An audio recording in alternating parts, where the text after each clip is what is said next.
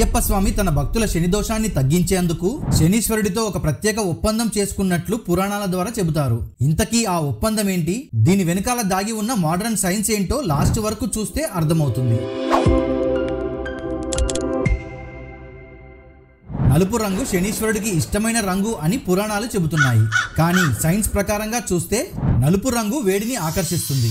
చలికాలంలో నలుపు దుస్తులు ధరించడం వల్ల శరీరంలో టెంపరేచర్ మెయింటైన్ అవుతుంది. అలాగే చెప్పులు లేకుండా నడవడం వల్ల ఆక్యుప్రెషర్ పాయింట్లు యాక్టివేట్ అయ్యి ఒత్తిడి తగ్గి నిద్రలేమి మరియు మానసిక టెన్షన్లు తగ్గుతాయి. ఎవరైతే ప్రతిరోజు బ్రహ్మముహూర్తంలో నిద్రలేస్తారో వాళ్ళ జీవనశైలికి అనుగుణంగా సర్కేడియన్ రిథంను పాటించడానికి సహాయపడుతుంది. దానితో మెదడులో సృజనాత్మకత పెరిగి ప్రశాంతత కలుగుతుంది. ఆ తర్వాత ఉదయం చల్లటి నీటితో స్నానం చేయడం వల్ల శరీర శుద్ధి జరిగి శరీరంలో రక్త ప్రసరణ మెరుగుపడి ఇమ్యూనిటీని బలపరుస్తుంది. స్వామియే శరణం అయ్యప్ప అనే మంత్రాన్ని పలకడం వల్ల మన మనసుల్లో పాజిటివ్ వైబ్రేషన్ ని పెంచుతుంది. సైంటిఫిక్ గా స్వామి మంత్రం ధ్వని తరంగాలను సృష్టించి మెదడును ప్రశాంతంగా ఉంచుతుంది. ప్రతిరోజు కొంత సమయం ధ్యానం చేయడం వల్ల మెదడులో ఆల్ఫా తరంగాలను ఉత్పత్తి చేస్తుంది. ఇది ఒత్తిడి తగ్గించి ప్రశాంతతను అందిస్తుంది. ఇక బ్రహ్మచర్య నియమం శరీరానికి అదనపు శక్తిని అందిస్తుంది. సైంటిఫిక్ గా ఇది ఎండోక్రైన్ సిస్టమ్ ను సమతుల్యంగా ఉంచి మెదడును ఉత్తేజం చేస్తుంది. సాత్విక ఆహారం అంటే పలహారాలు, కూరగాయలు మరియు సులభంగా జీర్ణమయ్యే ఆహారం. ఇవి తీసుకోవడం వల్ల సైంటిఫిక్ గా జీర్ణక్రియను మెరుగుపరుస్తుంది. తక్కువగా తినడం వల్ల జీర్ణశక్తిని పెంచుతుంది. శరీరంలో అధిక బరువుని నివారిస్తుంది. సైంటిఫిక్ గా శరీరంలో డీటాక్సిఫికేషన్ ప్రక్రియను ప్రోత్సహిస్తుంది. ధూమపానం మరియు మద్యపానాలను నిలిపివేయడం వల్ల సైంటిఫిక్ గా శరీరంలో గుండె జబ్బులు, ఊపిరితిత్తుల cancer, high blood pressure, stroke, నరాల బలహీనత మరియు కాలేయ సంబంధిత వ్యాధులు క్రమంగా తగ్గుతూ వస్తాయి. కోపాన్ని నియంత్రించడం ద్వారా శరీరంలో సెరోటోనిన్ స్థాయి పెరిగి సహనాన్ని పెంచుకోవడానికి ఉపయోగపడుతుంది. కటిక నేలపై నిద్రించడం వల్ల నడుము నొప్పులను తగ్గించుకోవడంలో, శరీరానికి సహజ స్థితిని కల్పించడంలో సహాయపడుతుంది. అంతేకాకుండా బ్యాక్ మసిల్స్ ని బలపరుస్తుంది. మనం ఇతరులకు సహాయం చేసినప్పుడు మన శరీరంలో ఆక్సిటోసిన్ అనే హార్మోన్ విడుదలవుతుంది.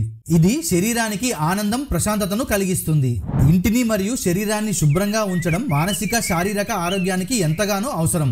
పరిశుభ్రమైన వాతావరణం ద్వారా శరీరంలో ఆక్సిజన్ సరఫరా మెరుగుపడుతుంది. అనవసరంగా మాట్లాడకుండా శక్తిని ఆదా చేయడం మనిషిని మానసికంగా బలపరుస్తుంది. ఇది ఆలోచనలను క్రమబద్ధంగా ఉంచడంలో సహాయపడుతుంది.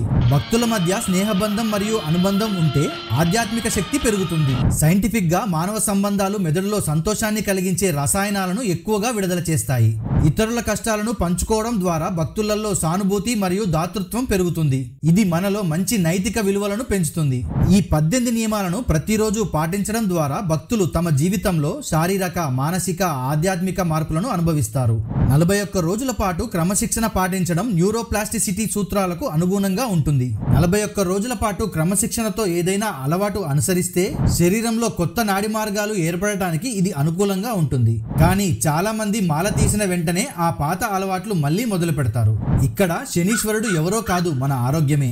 మన చెడు అలవాట్లు మన దేహాన్ని, బుద్ధిని శుభ్రపరిచేదే ఈ స్వామిమాల.